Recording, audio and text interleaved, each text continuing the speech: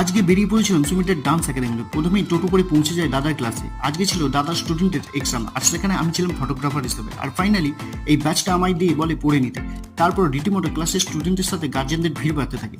তারপর দাদারা নটরাজের মূর্তি থেকে সাজিয়ে ছোট করে একটি বক্তব্য পেশ করে ওখানকার ক্লাবের সদস্যদের নিয়ে। তারপর শুরু হয় ভীষণ বৃষ্টি, আর এই বৃষ্টির মধ্যেও চুয়া ম্যাম মানে যিনি স্টুডেন্টের এক্সাম নেবেন বৃষ্টিকে সঙ্গে নিয়ে উপস্থিত হয়। কত ভালোবাসা থাকলে মানুষ এটা করতে পারে। সবাই মিলে ম্যামকে সম্বর্ধনা জানিয়ে ম্যামকে বলা হয় মোমবাতিটি জ্বালিয়ে দিতে।